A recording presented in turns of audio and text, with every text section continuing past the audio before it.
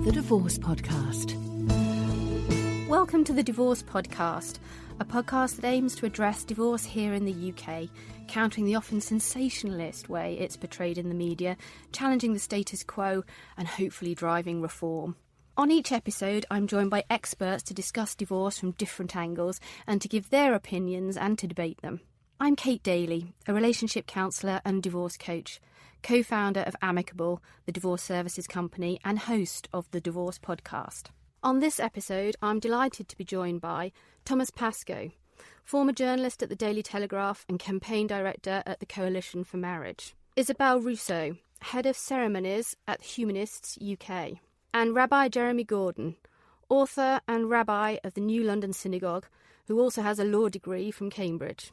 I'd like to start by talking a little bit about the changing attitudes to divorce in our society. Considered a taboo topic in society until only very recently, attitudes towards divorce have changed dramatically over the last few years. As instances of divorce have increased, people live longer than ever before, and the nature of our relationships has changed. Most recent figures from the Office of National Statistics show the first increase in over a decade in divorce, with the total number of marriages ending in divorce now as high as 42%. So, Isabel, is divorce becoming more acceptable in society today? I think it's becoming more prevalent. I'm not sure how much more acceptable it's becoming on some levels. Certainly when I was young, my parents, they didn't divorce until my mother got married again, and my father gave her away, actually, at her second marriage, which was quite an exceptional experience. But I know at primary school, for instance, I was probably the only person in the class who had divorced or separated parents, and I felt the taboo very strongly. And now my son is a similar age, and probably at least half of his class are going through that or have been through that experience with their parents. Jeremy, do you think it's become more acceptable to divorce, or is it just, as Isabel says, more prevalent? I mean, it's strange. I mean, I had a particular experience growing up. You know, my parents divorced 36 years ago. So, again, I was the only person in my class who had parents who weren't living together. But I never really experienced that taboo. I mean, certainly I see it more. I mean, living in the Jewish community, it doesn't function as a taboo, I think, in the way in which it does in some other communities. I mean, I think we can get on to talk about that. I think Judaism has a sort of a very strong sort of romantic streak that you should be with the person that you want to be spending your life with, and that there's a kind of acknowledgement that, for one reason or another, a decision that might be made by two people at a certain point in life might just feel very different from a different place in life, and that we grow, we evolve, we change. Sometimes we grow closer, sometimes we grow further away. I mean, the piece that does worry me, that I do see changing, and I see divorce, the rate of increase of divorces as a piece of this, is this sort of decline in stickiness. I mean, when I was growing up, I'm 47 now, when I was 13, 14, I joined Midland Bank, and they gave me a little piggy bank and a bag and a dictionary, because they thought that if I opened a bank account at the age of 13, 14, I'd have the same bank account forever, in the same way that companies use the same advertising company forever, or the same way that everybody just stuck with the same profession or the same job or everything.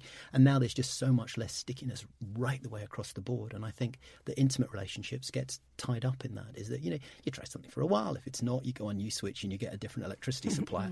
And, and some of the rise, I think, in divorce is just that sense that you don't fight through some things that maybe a generation ago people would fight through. Okay. And is it because people find it less appealing to stay together? Or is it becoming harder to stay together because of the infinite choice we seem to have? Well, I'll take that one then. I think one of the points about stickiness is that where it's really pulling through is in the type of person getting married.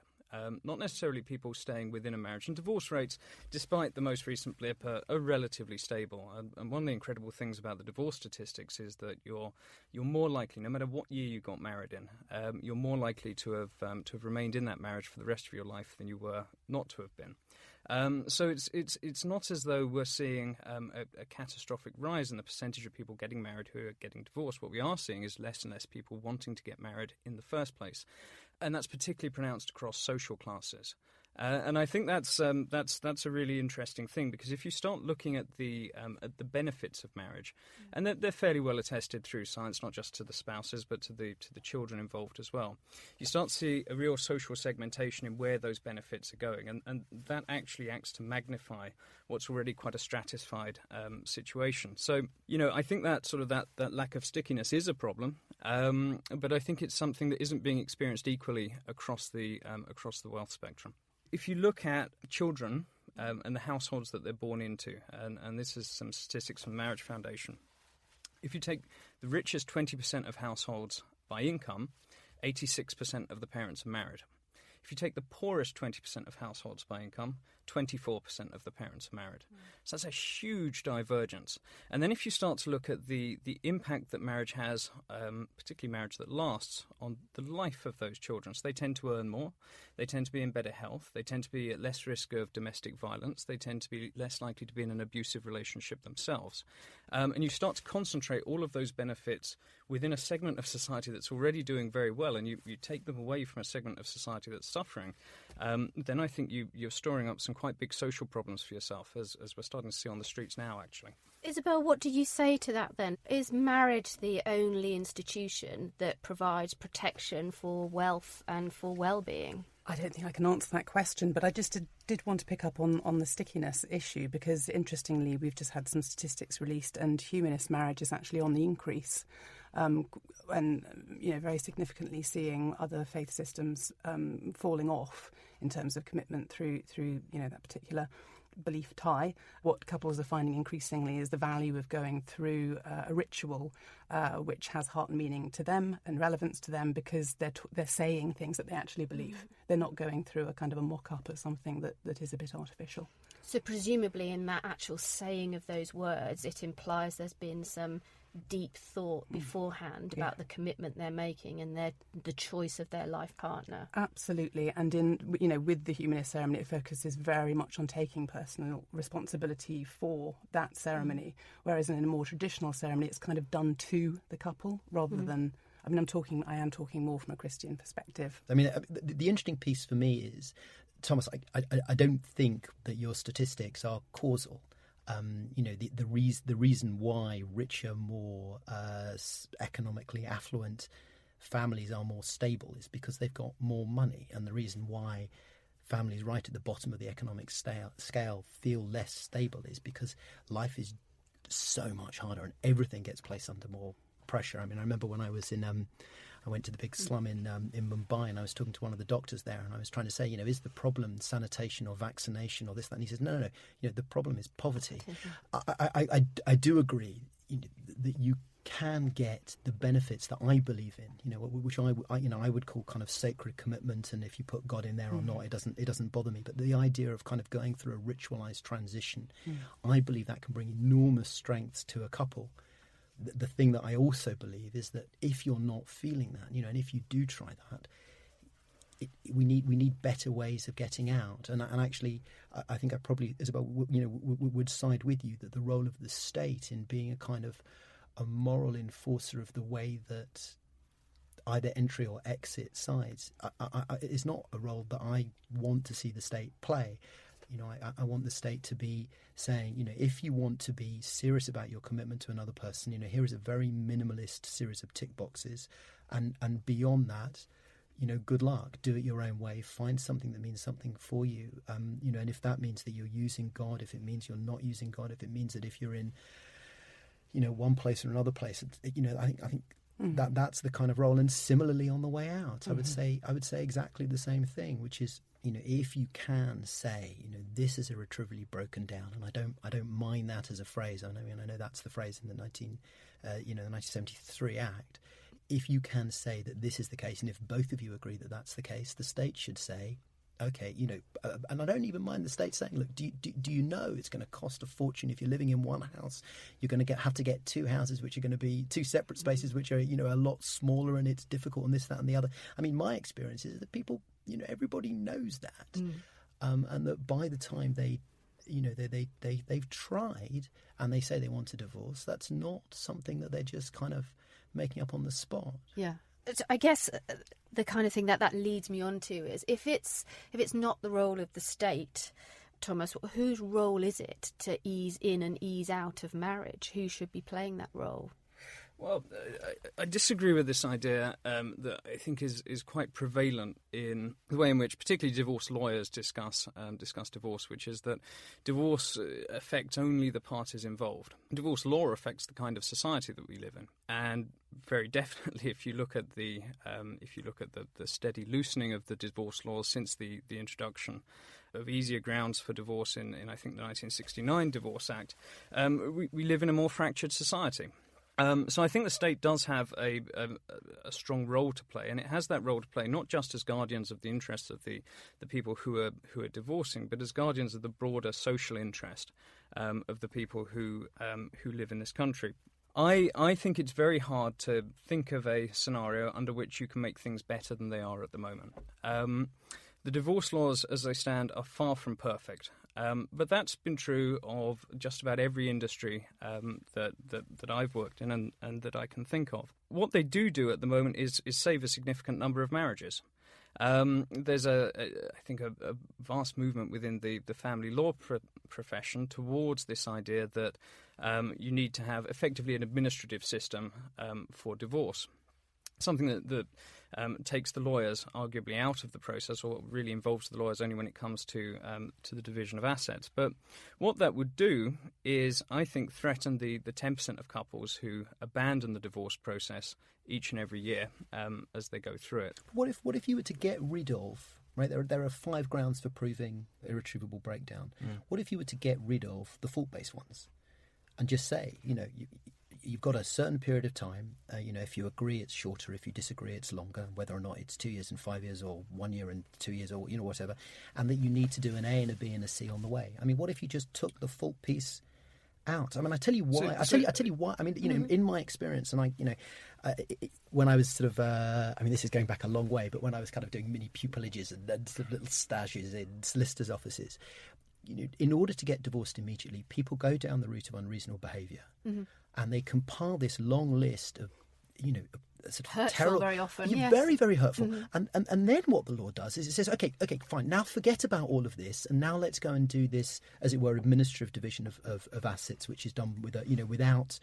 If you left your toenails at the bottom of the bed or not, it doesn't mean you get more or less money out of the divorce settlement, which is exactly as it should be. But you've sullied that. You've pushed people to just explain how much they hate one another, which doesn't seem to do anything. I mean, so you say it's hard to see what would be better. How about take the fault piece out and just say it's going to take a year of living separately to prove that you are, and if you agree, fine. If you disagree, let's say 2 years, and you just take out the need to be rude about one another. I mean, listen, I don't like adultery either, and I acknowledge, my own family, not my own parents, but in my own family, I've seen what would absolutely be unreasonable behaviour within a spousal relationship. But why does the law kind of support people into being rude about one another? Exactly, particularly when there are children involved, because you have to co-parent your children. I mean, just 2 points really I'd pick up on there. I mean, the first is this idea that there's never any use in fault grounds. I think quite often, if you think about what happens at the outset of a marriage, you gather together into a room or into a couple of rooms in the case of a humanist ceremony, every authority that's important in your life. I mean, you gather the state there in the form of the registrar, you gather all of your family and friends, religious observers, if that's the route that you're going down, and you make a public commitment to somebody. And very often, in a case where a marriage is breaking up, one party doesn't want it to break up, and they want, and in fact I think they need and they deserve the opportunity to demonstrate that the marriage has ended through no fault of their own. If, for instance, their partner has abandoned them, if, for instance, their partner is in an adulterous relationship and won't turn back on it. And I do think that we should allow people to have that, to have that option of reflecting that. Number 2 is, I think, if you're getting a divorce, the cause of conflict between you is very, very unlikely to be the divorce form. That's not what brings you to that situation. I think there's this myth of the kind of the painless divorce. debating this subject last year with Katie Hopkins was on the panel, and she was she was saying that she was very proud of her divorce, and that to me is a bit like being proud of walking into a door frame. Look, divorce is always going to be painful. The process can't necessarily ameliorate that. No, I agree. I don't think the process ameliorates that, but I think the process can be kinder. I just want to bring in Isabel here. Isabel, is there a role then for institutions, not necessarily the state, but institutions or people's faiths or people's affiliations to different organisations? Is there a role for those organisations in helping people through the divorce process? You know, I'm not a lawyer, I don't come from a legal perspective, but I come from a ceremonial perspective. And lots of the celebrants that I work with have worked with couples who are going through separation or through divorce. And that's a function that they can play of really looking at the truth of what's happening in that relationship from each perspective, and working towards helping them move into a different relationship to each other, which, yes, there's pain in acknowledging that dreams have broken and things aren't as they hope that they might be. But in some cases, there can also be liberation, a greater sense of integrity, and moving on in these very long lives that we now live into a different formation of relationship, as well as acknowledging the great gifts that a marriage brought, you know, particularly if there's children. You know, there's the role that community can play, because community witnessing with integrity that change and shift in relationship and supporting a couple to go through that is I think, vital. Well, I think that's a really interesting point, because the idea of the community witnessing the divorce allows the community then not to do what so very often happens now, which is to take sides, which then just exacerbates the whole issue. So I'm really interested in that idea. So it sounds like what we're all saying is that there are the ritualistic side of getting through a divorce. The support that we require has to come from elsewhere, and the state should have a very minimal role.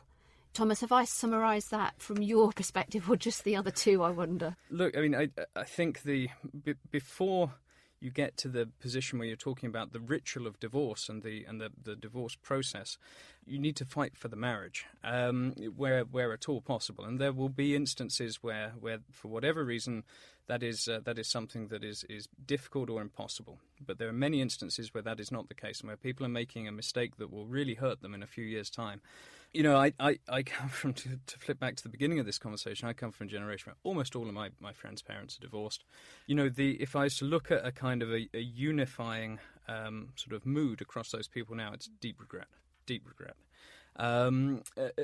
Regret, usually on the side of the person who's instigated the actions which have led to divorce, if not the action itself. And I think for those people, for the people who are getting the message that the grass is always greener, that, you know, we live in a very sexualized society where you know, you're always encouraged to be looking for the next thing, the next person.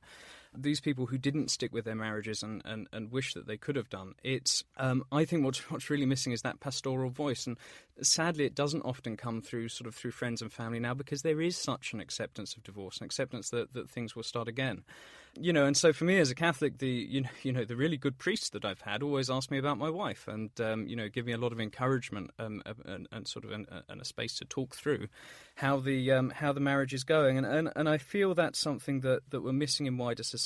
But whether there's a structured answer to it, I really don't know, and I think that it's quite likely something that you know, we can take up as individuals if we feel concerned about the state of other people's marriages. But how you institutionalise that, I don't have a suggestion. So it doesn't have to be a religious guiding hand then. There could be marriage well, and there isn't there? Marriage counselling, marriage guidance. There are those options for people who want to talk about the state of their relationship. I mean, Relate now is huge and has a national network, and is available in all different channels. You can tweet Relate, you can get one-to-one help on the telephone, you can ask them questions online, you can get an instant call back, you can Skype them, you can do all sorts of things to get that help. So that help is there. I mean, I agree with that. I mean, I'm delighted that you can tweet for advice from Relate, but that's not going to do it. And you know, if you are fortunate enough to be part of a faith community, you know, and that means something for you, I hope that you do get that kind of sense of connection and the sorts of things. Bowling Alone, right? That kind of, it's not David Putnam, he's the film director who wrote Bowling Alone, but that idea that in America you used to have these bowling leagues and now people just go out and bowl alone. I mean, and that was written before the kind of way that the internet has completely transformed what we kind of do very, very privately on our incognito browsers and all of this kind of stuff. And I think it's deeply, deeply sad. And I believe centres of connection like churches, like synagogues, other forms of gathering together are really helpful. One of the things that I say as an officiant is you do know this is going to be hard. You do know that even if everything works out really successfully, this will be hard. I mean, in my own relationship, I celebrated my 15th anniversary of getting engaged yesterday. 2-3 months after my wife gave birth to my child, it was very, very hard. There was no space for her to kind of, fuss over me, and that was the very thing that I wanted when we got into the relationship. Is that what she said? There was no space to fuss over you. What she said is let me sleep, which is entirely fine, And when you then start layering on that these kind of classic stresses on a relationship, you lose a job, she loses a job, he gets ill, she gets ill, mental illness, infertility, all those kinds of things that we all know. It's not easy, and one of the stories that again I like to share with couples is, there is the Disney version of marriage, which is it's very, very hard until the Prince Charming turns up, kisses. Next scene, big kind of blancmange, pink, fluffy, tweet, cue, and they lived happily ever after. And that is not anybody's reality. So I mean, I hope, and I'm sure, Isabel, that you say this. The job, I think, of an officiant, and we are in a very important position to do this kind of pastoral support, is to manage advanced expectations. Is to tell people before they get married, this is hard. Fight at it. You know that you will habituate, because that's what human beings do. Work to radically reinstill a sense of delight between you and your partner. Watch out when these kind of classic stressors arrive, so that when they arrive you can go, oh look, it's that classic stressor, and that it doesn't lead you to go, oh, for goodness sake, I'm going to go on some other way of finding someone who will tell me how lovely I am, and fall out of love with your committed life partner. So I mean, I think there is a lot to be done up to marriage, through marriage, and if you're fortunate enough to continue to be engaged in that way beyond marriage. I just wanted to pick up on a couple of things. It seems to me that divorce can actually be a very healthy thing, and I do worry that in this room a bit we have constantly labelled it as being this, God cries at every divorce, and it's a terribly awful, tragic thing, which it is. I'm going through a very difficult divorce at the moment, and it is tragic. There's deep, deep grief there. But there are oftentimes examples where it's a huge liberation, and it's actually a kind of the most generous thing that a couple can do to each other. But I think it's interesting what you just said about the changing nature of the relationship rather than the ending of the relationship. Yeah. And I think that's what strikes me, that we're in this increasingly interconnected world where it's becoming more and more difficult to cut yourself off from somebody. And in the case where you've been married and you've had children, the relationship doesn't end, it changes. And therefore it strikes me that if we keep, as you say, saying that divorce is this terrible thing, we're burdening those families, and particularly those children, with quite a deep burden of real uncomfortable stuff, that somehow they've got a failed family, or they haven't done it right, or there's somebody to blame in all of this. And this is something I've been thinking about a lot, given what's happening in London at the moment with knife crime, which I think is a cause of worry and concern to a lot of people, and a lot of pontificating as well, to which I may as well add my tuppence with while we sort of are on the subject. But I do feel in a lot of those families, both the victims and the perpetrators come from broken home environments, and those are environments where quite frequently there isn't a man present to fulfil that kind of that fatherhood role. And as a result of that, their male children in particular are taking their lead from all kinds of cultural sources, many of which espouse sort of views and values which are actually quite damaging, and which separate them from society, and which lead them on a path towards violence and sort of an extremism in that point. And I mean, it's a real. I have a real feeling of sadness when I say this, but I do feel that society is sort of is fracturing, and in part that's because we all have all have such sort of different ways of thinking about ourselves now. Clearly, we're in a more fractured society in many ways. But the idea that this kind of hypothetical low-income fractured couple who conceive a child together in the kind of environment where knife crime is very prevalent, the idea that you should say to the man and to the woman, just stick with this.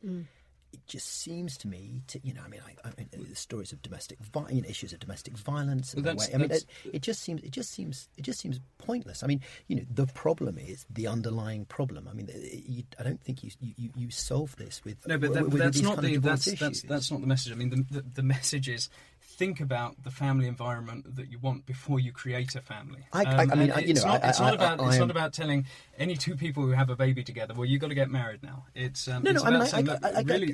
think about your life choices, make a meaningful commitment to one another, and then have children. I completely agree with that. But the idea that you force someone, or you balance things in a direction where you tell people not to get divorced if they're scared, in these kind of stereotypical environments that you're trying to discuss, and we're all trying to do this with a warm heart without trying to be judgmental, but those are often scary and violent environments, and I wouldn't want to say anything to let's be stereotypical again, a woman who is with a man who she feels to be violent and dangerous. Oh, stay together because it's less fractured, and your children have a higher life expectancy and will earn more money if you put up with that relationship. I mean, that seems to me to be deeply damaging. And I do think we need to recognise the toxicity of couples that stay together for the sake of the children or for the sake of appearances, and how that can be as damaging, if not more damaging, on the child who is, the focus of a loveless marriage. It role models as well, doesn't it? It role models inappropriate behaviour. We might say that, to demonstrate to your children that you stick together even when it's really awful actually is not a great life lesson, and that you subserve yourself to a notion of some moral good, and rather than actually be able to say, this isn't working. So the mature attitude, if this isn't working and it isn't salvageable, is then to go and do something about it. It sounds much more positive to me than people putting up with aren't often subserving themselves to an abstract moral idealism. I mean, more often than not in those shame. Circumstances. I mean, I'm talking about shame. No, but they're subserving themselves to their because children. They're doing something that they believe benefits their children, and there is an evidential basis for that. So the Exeter Family Study in the late 90s, for instance, looked at on a very large scale families where there was conflict, sort of in the city of Exeter, and it found actually, even when the parents were going at it hammer and tongs in terms of verbal arguments, the children were better off at home than they were with the parents separated. And the reason for that was quite simply that if mum and dad are arguing amongst themselves, it often doesn't involve the children. I mean, to be anecdotal, both about my parents' relationship and my own relationship, I mean, it doesn't strike that strikes me entirely untrue. I'm not a particularly patient person. I apologise for interrupting you, right? But the idea that I can be behaving nicely in front of children, with somebody who I don't love, and that not overspilling, and the idea that I'm actually in enough control of all my various kind of animas and conscious and subconscious to be able to kind of pull that one off, to create that atmosphere of love that I want my children to be a part of, is beyond me, utterly beyond me. And I think that anybody who is so finely attuned to be aware of that will have caught the problem earlier.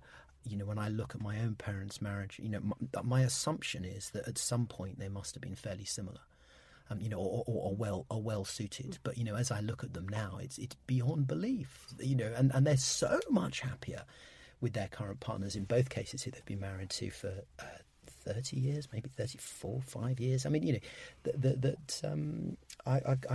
I have to trust in a couple who come and share that with me. I think most of us would probably agree that in an instance where you have, let's say, a sort of a hypothetical couple, get married young, stay together, raise their children together, their financial outcomes will be significantly better off than if they meet later on in life, they never get married, they cohabit for a bit, they break up, there are children involved. You're running two different households, which is an enormous expense. You have the fact that they won't be able to necessarily sort of reach the most ideal childcare solution in terms of their careers.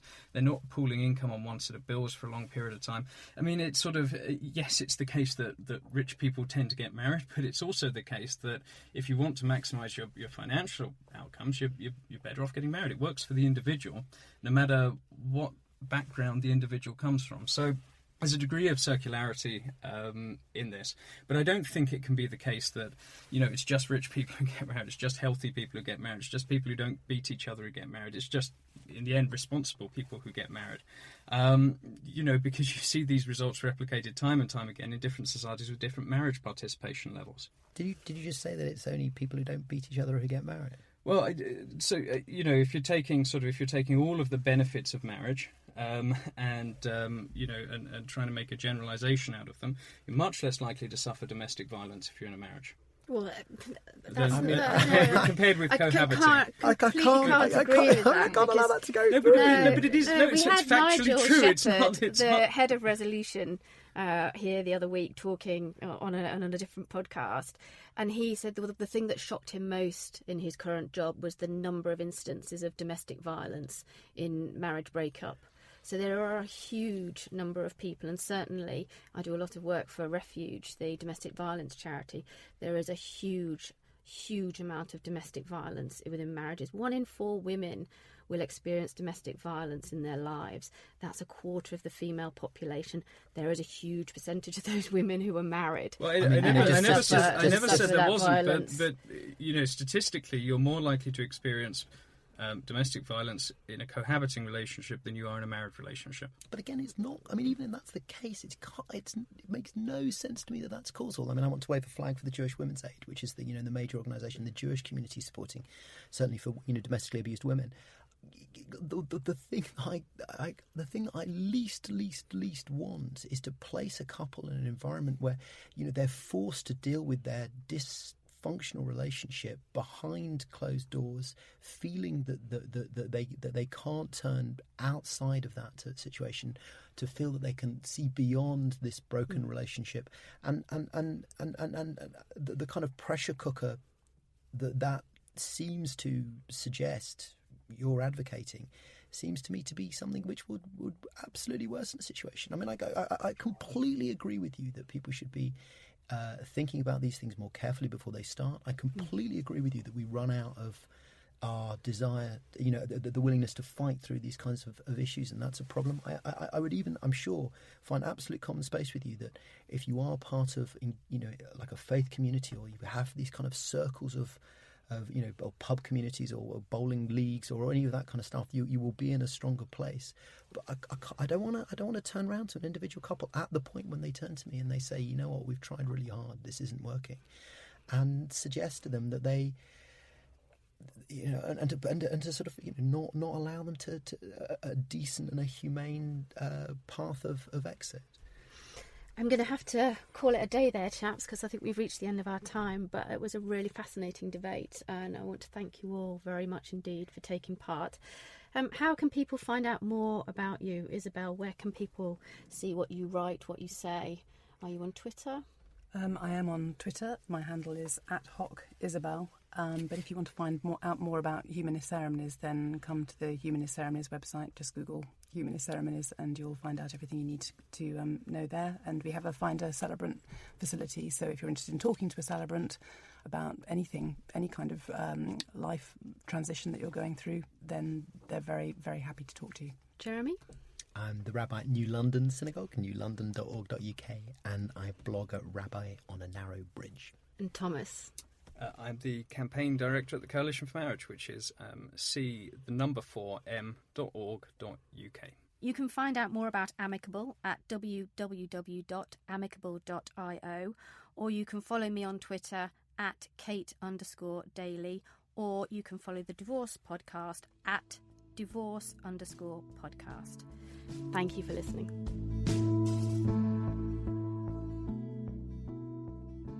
a Right Angles podcast in association with Big Things Media.